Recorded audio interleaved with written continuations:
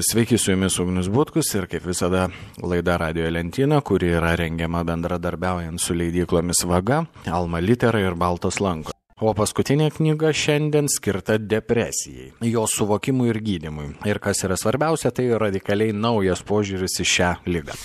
Knyga vadinasi Brain Switch – kelias iš depresijos. Ją parašė Arlina Curtis, ne vieno literatūrinio apdovanojimo savininkė, prozos ir vaikų literatūros autorė, kuri taip pat yra ir kognityvinio elgesio terapeutė ir atestuota hipnotizuotoja. Lektorė skaitanti paskaitas apie asmeninį tobulėjimą, savęs supratimą ir kovą su depresija be medikamentų. Minėta knyga, pateikianti absoliučiai kitokį supratimą apie depresiją, nei buvo įprasta manyti, yra pirmosios autorės knygos Depresija yra pasirinkimas, laimėti kovą be vaistų pratęsimas. Ir atitinkamas populiaresnis jos aiškinimas, pateikiant pratimus ir būdą, kaip to išvengti. Beje, po pirmosios knygos išleidimo autorė užplūdo galybę skaitytojų laiškų su įvairiausiais klausimais. Tad įvairiems paaiškinimams ji įkūrė internetinę svetainę Depression is a Choice. Be kita ko, šiame puslapyje randame ir 8 mitus apie depresiją paneigiančius faktus. Štai kad ir mitą, jog depresija yra medicininė liga, kurios priežastį lemia cheminis smegenų disbalansas. Tai netiesa.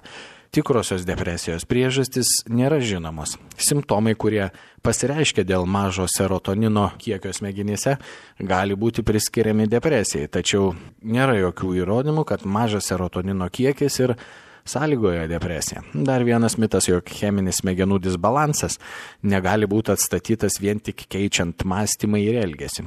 Pasirodo, jog tyrimai UCLA medicinos mokykloje pateikė įrodymų, jog kognityvinė elgesio terapija sąlygoja cheminį pakitimą smegenyse. Na ir dar 6 mitai paneigiami moksliniais įrodymais. Pavyzdžiui, kad ir mitas, jog depresiją geriausia gydyti vaistais, kad maniakinė depresija yra genetinė liga, kad depresijos negalima išmokti ir taip toliau. Visą tai patys galite paskaityti minėtame internetinėme puslapyje arba aišku antroje Arlinos Curtis knygoje Brain Switch, kuri pasak autorės yra pirmosios, kaip jau minėjau, knygos sintezė ir paprastesnis aiškinimas per įvairiausius pratimus ir aiškinimus, kaip veikia smegenis ir kaip ištrūkti iš depresijos staiga jai užklupus. Minėtame internetinėme puslapyje autorė rašo: Aš buvau 3 asmuo šeimoje po tėvo ir brolio, kuriam buvo diagnozuota maniakinė depresija, dabar vadinama bipoliniu sutrikimu. Šią ligą sirgau daugiau nei 30 metų. Vaikščiau nuo vieno psichoterapeuto pas kitą, ieškodama atsakymų savo kančios klausimus. O dėl to, jog tėvą ir brolį dar labiau prislėgė problemos dėl medikamentų, kuriuos jiems išrašydavo daktarai, aš atsisakiau juos vartoti apskritai ir pasinėriau psichologijos pasaulį. Ir galų gale tapau kognityvinio elgesio terapeutė, studijuodama neuromokslą, smegenų sandarą ir senovės išmintį radau atsakymą į ilgai ieškotą klausimą apie depresiją. Nuodugniai studijuodama neuroninius procesus, kaip šie priima skausmą, procesus, pagal kuriuos signalai iš už emocijas atsakingos smegenų dalies požievio keliauja aukštyn ir yra suvokiami už mąstymą atsakingoje smegenų dalyje žievėje, dar prieš tai, kai žmogus pradeda jausti skausmą ar kokias nors emocijas. Žinoma, tai labai nežymus reiškinys vykstantis už mūsų suvokimo ribos, bet būtent šis momentinis procesas paaiškina, kodėl depresija yra ciklinė. Depresija, kaip ir visi cikliniai reiškiniai, pasiekusi tam tikrą ribą, baigėsi bet kuriuo atveju. Tad kodėlgi patiems nepaspartinus šio proceso? Būtent toks ir yra minčių kaitimo tikslas, rašo Arlina Curtis. Paprastai tariant, emocijos kylančios smegenų požievėje įsigalioja tada, kai smegenų žievė padaro pažintinį sprendimą.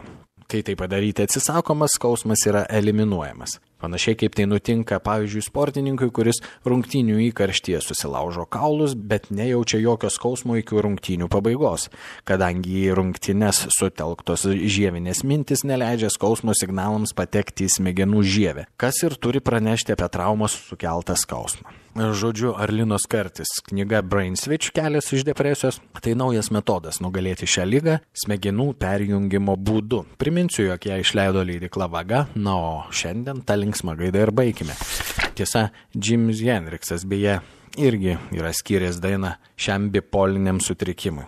Jis dainavo: Maniakinė depresija jau prisilietė prie mano sielos, Žinau, ko noriu, bet nežinau, kaip tuo atsikratyti. O tas geras jausmas lysta man iš pirštų, nes maniakinė depresija jau pagavo mano sielą.